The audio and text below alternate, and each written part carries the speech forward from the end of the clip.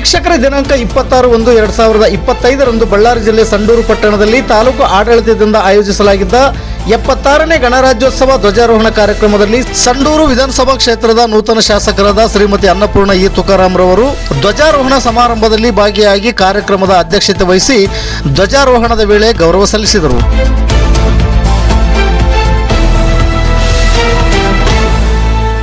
ಈ ಸಂದರ್ಭದಲ್ಲಿ ಆರಕ್ಷಕ ಸಿಬ್ಬಂದಿ ಮತ್ತು ಗೃಹ ರಕ್ಷಕ ದಳ ಸೇರಿದಂತೆ ಶಾಲಾ ಕಾಲೇಜು ವಿದ್ಯಾರ್ಥಿಗಳು ಪಥಸಂಚಲನ ಮಾಡುವುದರ ಮೂಲಕ ಧ್ವಜಾರೋಹಣ ಕಾರ್ಯಕ್ರಮಕ್ಕೆ ಗೌರವ ಸೂಚಿಸಿದರು.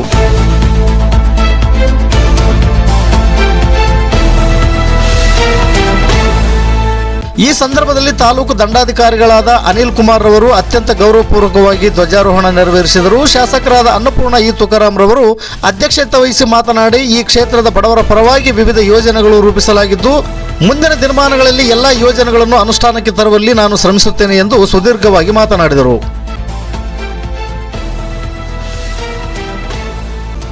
ಕಾರ್ಯಕ್ರಮದಲ್ಲಿ ಸಂಡೂರು ಪೊಲೀಸ್ ಠಾಣೆ ಪಿಎಸ್ಐ ವೀರೇಶ್ ಡಿ ಮಾಳಶೆಟ್ಟಿರವರ ಉತ್ತಮ ಕಾರ್ಯವನ್ನು ಗುರುತಿಸಿ ಕಾಯಕ ಯೋಗಿ ಪ್ರಶಸ್ತಿ ನೀಡಿ ಗೌರವಿಸಲಾಯಿತು. ಅದರಂತೆ ವಿವಿಧ ಕ್ಷೇತ್ರದಲ್ಲಿ ಸಾಧನೆಗೈದ ಇತರ ಸಾಧಕರ ಉತ್ತಮ ಕಾರ್ಯವನ್ನು ಗುರುತಿಸಿ ಪ್ರಶಸ್ತಿ ನೀಡಿ ಗೌರವಿಸಲಾಯಿತು. ಈ ಸಂದರ್ಭದಲ್ಲಿ ತಾಲೂಕು ಪಂಚಾಯಿತಿ ಕಾರ್ಯನಿರ್ವಾಹಕ ಅಧಿಕಾರಿಗಳಾದ ಷಡಕ್ಷರಯ್ಯ, ಕ್ಷೇತ್ರ ಶಿಕ್ಷಣಾಧಿಕಾರಿಗಳಾದ ಐಆರ್ ಹಕ್ಕಿ, ಪುರಸಭೆ ಅಧ್ಯಕ್ಷರಾದ ಸಿರಾಜ್ ಹುಸೇನ್, ಸಿಪಿಐ ಮಹೇಶ್ ಗೌಡ ಸೇರಿದಂತೆ ತಾಲೂಕಿನ ಎಲ್ಲ ಇಲಾಖೆಗಳ ಅಧಿಕಾರಿಗಳು, ಜನಪ್ರತಿನಿಧಿಗಳು, ಶಾಲಾ ಕಾಲೇಜು ಶಿಕ್ಷಕ ಶಿಕ್ಷಕಿಯರು, ವಿದ್ಯಾರ್ಥಿಗಳು, ವಿದ್ಯಾರ್ಥಿನಿಯರು ಉಪಸ್ಥಿತರಿದ್ದರು.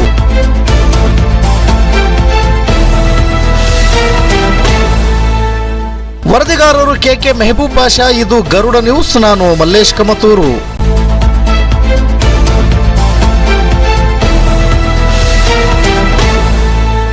ಈ ಸಂಡೂರು ಪುಣ್ಯಭೂಮಿ ಎಂದು ನಾನು ಭಾವಿಸುತ್ತೇನೆ. ಅವರ ಆಶಯದಂತೆ ಸಂಡೂರನ್ನು ಸರ್ವ ಜನಾಂಗದ ಶಾಂತಿಯ ತೋಟವನ್ನಾಗಿ ಮಾಡುವುದಕ್ಕೆ ನನ್ನೊಂದಿಗೆ ನೀವು ಹೆಜ್ಜೆ ಹಾಕಬೇಕೆಂದು ಬಯಸುತ್ತೇನೆ. ಕ್ಷೇತ್ರ, ಆರೋಗ್ಯ, ಶಿಕ್ಷಣ, ಸಾಮಾಜಿಕ ಬದಲಾವಣೆ, ರೈತರ ಉಪಯೋಗವಾದ ಕಾರ್ಯಕ್ರಮಗಳು, ಮಾದರಿ ಶಾಲೆಗಳು, ಶೈಕ್ಷಣಿಕ ಕ್ಷೇತ್ರದಲ್ಲಿ ಬದಲಾವಣೆ, ಸಾಮಾಜಿಕ ಕ್ಷೇತ್ರದಲ್ಲಿ ಬದಲಾವಣೆ, ಆರೋಗ್ಯ ಕ್ಷೇತ್ರದಲ್ಲಿ ಸುಧಾರಣೆ, ಮೂಲಭೂತ ಸೌಕರ್ಯಗಳ ಅಭಿವೃದ್ಧಿಯಾಗಿರುವುದಕ್ಕೆ ಆರ್ಥಿಕ ಸ್ವಾವಲಂಬನೆ, ಹೀಗೆ ಇತ್ಯಾದಿಯಾಗಿ ಕ್ಷೇತ್ರದ ಅಭಿವೃದ್ಧಿಗೆ ನಾನು ಸಹ ಶ್ರಮಿಸಲು ಇಚ್ಛೆಯನ್ನು ವ್ಯಕ್ತಪಡಿಸುತ್ತಾ ಹಿಂದಿನ ವರ್ಷದಲ್ಲಿ ಆದ ಅಭಿವೃದ್ಧಿ ಕೆಲಸಗಳನ್ನು ಸ್ಮರಿಸುತ್ತಾ ಹೇಳಲು ಇಚ್ಛೆ ಬಯಸುತ್ತೇನೆ. 14 ಗ್ರಾಮಗಳ ಇನಾಮ್ ಕೃಷಿ ಜಮೀನು ಸರ್ವೆ ಸೆಟಲ್ಮೆಂಟ್, 12,100 ಎಕರೆ ಕೃಷಿ ಪ್ರದೇಶವನ್ನು 3,200 ಕುಟುಂಬಗಳಿಗೆ ನಮೂನೆ 1A ಮೂಲಕ ಸೆಟಲ್ಮೆಂಟ್ ಮಾಡಿಕೊಡಲಾಗಿದೆ. ಗೌರಿಪುರ, ದೇವರಬುಡ್ಡೇನಹಳ್ಳಿ ಹಾಗೂ ಬೊಮ್ಮಘಟ್ಟ ಗ್ರಾಮಗಳ ರೈತರ ಕೃಷಿ ಜಮೀನು ಸೇರಿದ 1,150 ಫಲಾನುಭವಿಗಳಿಗೆ 4,035 ಎಕರೆ ಪ್ರದೇಶವನ್ನು ಗುಂಟೆಯಿಂದ ಎಕರೆಗೆ ಮಾರ್ಪಾಡು ಮಾಡಿಕೊಡಲಾಗಿದೆ. ಸಂಡೂರು ತಾಲೂಕಿನ ರಾಮಸಾಗರ, ಮೆಟ್ರಿಕಿ ಹಾಗೂ ಗಂಗಲಾಪುರ ಗ್ರಾಮದಲ್ಲಿ ಅರಣ್ಯ ಮತ್ತು ಕಂದಾಯ ಇಲಾಖೆಯಿಂದ 30 ಎಕರೆ ಜಮೀನನ್ನು 13 ಜನ ರೈತರಿಗೆ ಸಕ್ರಮಗೊಳಿಸಿಕೊಡಲು ಕ್ರಮ ಕೈಗೊಳ್ಳಲಾಗಿದೆ.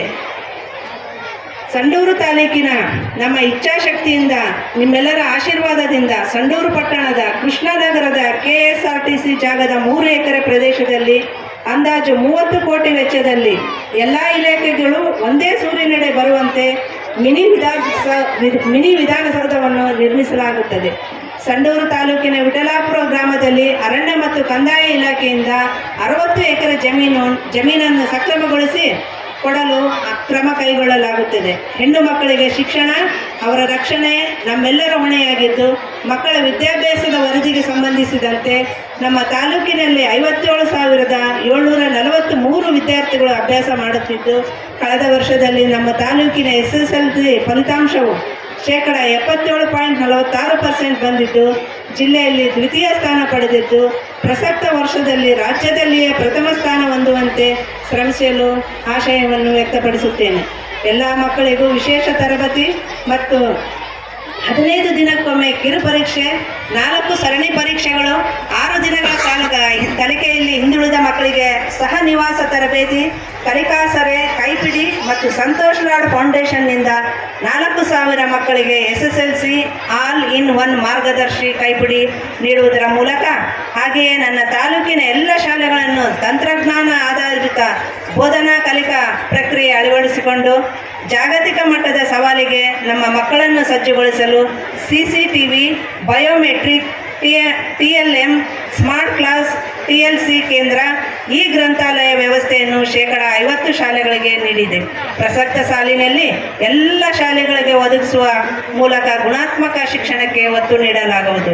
ರಾಜ್ಯದಲ್ಲಿಯೇ ಮೊದಲ ಬಾರಿಗೆ ತಾಲೂಕಿನ ಎಲ್ಲ ಸರ್ಕಾರಿ ಶಾಲೆಗಳಲ್ಲಿ ಶೌಚಾಲಯಗಳ ಸ್ವಚ್ಛತೆಗೆ ಆದ್ಯತೆ ನೀಡಿ ಶೌಚ ಮಿತ್ರ ಕಾರ್ಯಕ್ರಮ ಮಾಡಿ ಸಿಬ್ಬಂದಿ ನೇಮಕ ಮಾಡಿ ಪರಿಕರಗಳನ್ನು ನೀಡುವುದರ ಮೂಲಕ ಸ್ವಚ್ಛತೆಗೆ ಆದ್ಯತೆ ನೀಡಲಾಗಿದೆ. ನನ್ನ ತಾಲೂಕಿನ ಬಡತನ ರೇಖೆಗಿಂತ ಕೆಳಗಿರುವ ಎಲ್ಲ ಸಮುದಾಯದ ಮಕ್ಕಳಿಗೆ ಉನ್ನತ ಮಟ್ಟದ ದ್ವಿಮಾಧ್ಯಮ ಶಿಕ್ಷಣ ದೊರಕಬೇಕು. KG, UKG 28 ಕಡೆ ದ್ವಿಮಾಧ್ಯಮ 3 PM3 ಶಾಲೆಗಳನ್ನು ಪ್ರಾರಂಭಿಸಲಾಗಿದೆ. 2025-26ನೇ ಸಾಲಿಗೆ ಇನ್ನು 20 ಆಗುವುದು. ಇದೊಂದು ಹೆಮ್ಮೆಯ ವಿಷಯ. ತಾಲೂಕಿನಲ್ಲಿ 5 PU ಕಾಲೇಜುಗಳು, 5 ITI ಕಾಲೇಜುಗಳು, 1 ಪದವಿ ಕಾಲೇಜು, 1 ಸ್ನಾತಕೋತ್ತರ ಕಾಲೇಜು ಇದ್ದು LKGಯಿಂದ ಸ್ನಾತಕೋತ್ತರ ಪದವಿವರೆಗೆ ವಿವಿಧ ಯೋಜನೆಗಳಿಂದ ನಂದಿಹಳ್ಳಿ ಸ್ನಾತಕೋತ್ತರ ಕೇಂದ್ರ ನವೀಕರಣ ಸೇರಿ ಒಟ್ಟು 36 ಕೋಟಿ ಅನುದಾನ ಒದಗಿಸಿ ಶಿಕ್ಷಣದ ಸಾರ್ವತ್ರೀಕರಣಕ್ಕೆ ಒತ್ತು ನೀಡಿ ಶ್ರಮಿಸಿದೆ. ಮೌಲಾನಾ ಆಜಾದ್ ಆಂಗ್ಲ ಭಾಷಾ ಶಾಲೆಯನ್ನು ಕೃಷ್ಣನಗರ ಗ್ರಾಮದಲ್ಲಿ ಪ್ರಾರಂಭಿಸಲಾಗಿದ್ದು ಸದರಿ ಶಾಲೆಯ ಸೌಲಭ್ಯ ಸದುಪಯೋಗಪಡಿಸಿಕೊಳ್ಳಲು ಪಾಲಕರಲ್ಲಿ ವಿನಂತಿಸಿಕೊಳ್ಳುತ್ತೇನೆ. ಮಹಿಳಾ ಮತ್ತು ಮಕ್ಕಳ ಕಲ್ಯಾಣ ಅಭಿವೃದ್ಧಿ ಇಲಾಖೆ ವತಿಯಿಂದ ನಮ್ಮ ತಾಲೂಕಿನಲ್ಲಿ ಪ್ರಧಾನಮಂತ್ರಿ ಮಾತೃ ಯೋಜನೆ, ಭಾಗ್ಯಲಕ್ಷ್ಮಿ ಯೋಜನೆ, ಬೇಟಿ ಬಚಾವೋ ಬೇಟಿ ಪಡಾವೋ ಹಾಗೂ ಇತ್ಯಾದಿ ಯೋಜನೆಗಳನ್ನು ಅತ್ಯಂತ ಪರಿಣಾಮಕಾರಿಯಾಗಿ ಪಾರದರ್ಶಕವಾಗಿ ಅನುಷ್ಠಾನಗೊಳಿಸಲಾಗಿದೆ. ಹಾಗೆಯೇ 153 ಅಂಗನವಾಡಿ ಕೇಂದ್ರಗಳನ್ನು ಮೇಲ್ದರ್ಜೆಗೇರಿಸಿದ್ದು 27 ಹೊಸ ಅಂಗನವಾಡಿ ಕಟ್ಟಡಗಳ ಕಾಮಗಾರಿ ಪ್ರಗತಿಯಲ್ಲಿದ್ದು 3 ರಿಂದ 5 ವರ್ಷದ ಮಕ್ಕಳಿಗೆ ಗುಣಾತ್ಮಕ ಶಿಕ್ಷಣ ನೀಡುವ ಮೂಲಕ ಎಲ್ಲ ರೀತಿಯ ಅಗತ್ಯ ಮೂಲ ಸೌಲಭ್ಯಗಳನ್ನು ಕಲ್ಪಿಸಲಾಗಿರುತ್ತದೆ.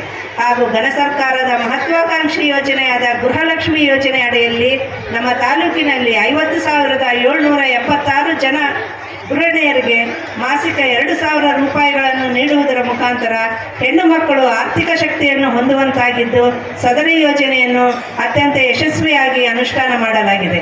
ಸಮಾಜ ಕಲ್ಯಾಣ ಇಲಾಖೆಯ ವತಿಯಿಂದ ಗ್ರಾಮೀಣ ಪ್ರದೇಶದ ಪರಿಶಿಷ್ಟ ಜಾತಿ ಹಾಗೂ ಪರಿಶಿಷ್ಟ ಪಂಗಡದ ವಿದ್ಯಾರ್ಥಿನಿಯರಿಗೆ ಮೆಟ್ರಿಕ್ ಪೂರ್ವ ವಸತಿ ನಿಲಯವನ್ನು ಸಂಡೂರು ಪಟ್ಟಣದಲ್ಲಿ 5 ಕೋಟಿ ವೆಚ್ಚದಲ್ಲಿ ಕಟ್ಟಡವನ್ನು ನಿರ್ಮಿಸಲಾಗಿದ್ದು ಅತಿ ಶೀಘ್ರದಲ್ಲೇ ಲೋಕಾರ್ಪಣೆ ಮಾಡಲಾಗುವುದು.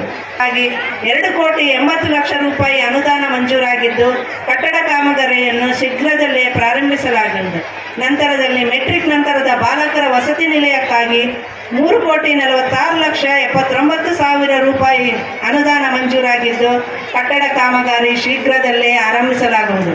ಹಾಗೂ ಪರಿಶಿಷ್ಟ ಜಾತಿ ಹಾಗೂ ಪರಿಶಿಷ್ಟ ಪಂಗಡದ ವಿದ್ಯಾರ್ಥಿನಿಯರಿಗಾಗಿ ಮೆಟ್ರಿಕ್ ನಂತರ ವಸತಿ ನಿಲಯಕ್ಕಾಗಿ ಪ್ರಸ್ತಾವನೆ ಸಲ್ಲಿಸಲಾಗಿದ್ದು ಅತಿ ಶೀಘ್ರದಲ್ಲಿ ಮಂಜೂರು ಮಾಡಿಸಿ ಗ್ರಾಮೀಣ ಪ್ರದೇಶದ ಮಕ್ಕಳಿಗೆ ಗುಣಾತ್ಮಕ ಶಿಕ್ಷಣ ಒದಗಿಸಲು ಶ್ರಮ ವಹಿಸಲಾಗುವುದು. ರೈತಾಪಿ ವರ್ಗದ ಜನರಿಗಾಗಿ ತೋಟಗಾರಿಕೆ ಇಲಾಖೆಯಿಂದ ರೈತರ ಆರ್ಥಿಕ ಸಬಲೀಕರಣಕ್ಕಾಗಿ ಹೊಸ ಪ್ರದೇಶ ವಿಸ್ತರಣೆ ಯೋಜನೆ ಅಡಿಯಲ್ಲಿ ಪೇರಲ, ಬಾಳೆ, ಡ್ರಾಗನ್ ಇತ್ಯಾದಿ ವಾಣಿಜ್ಯ ಬೆಳೆಗಳನ್ನು ಬೆಳೆಯುವಂತೆ ಪ್ರೋತ್ಸಾಹಿಸಲಾಗಿದೆ. ಎಲ್ಲರಿಗೂ 76ನೇ ಗಣರಾಜ್ಯೋತ್ಸವದ ಶುಭಾಶಯಗಳು. ಭಾರತ ಸಂವಿಧಾನ 1949 ನವೆಂಬರ್ 26ರಂದು ಅಂಗೀಕಾರವಾಯಿತು. 1950 ಜನವರಿ 26ರಂದು ಭಾರತದಲ್ಲಿ ಸಂವಿಧಾನ ಜಾರಿಗೆ ಬಂತು. ಈ ದಿನದ ಗೌರವಾರ್ಥವಾಗಿ ಪ್ರತಿ ವರ್ಷ ಜನವರಿ 26ರಂದು ಭಾರತದಲ್ಲಿ ಗಣರಾಜ್ಯೋತ್ಸವ ದಿನವಾಗಿ ವಿಜೃಂಭಣೆಯಿಂದ ಆಚರಣೆ ಮಾಡ್ತಾ ಬಂದಿದ್ದೀವಿ. ಭಾರತ ಗಣರಾಜ್ಯ ರಾಷ್ಟ್ರವಾಗಲು ಸಂವಿಧಾನ ಜಾರಿಗೆ ತರಲು ಶ್ರಮಿಸಿದ ಎಲ್ಲರನ್ನ ನೆನೆಯುವ ದಿನ ಇವತ್ತು.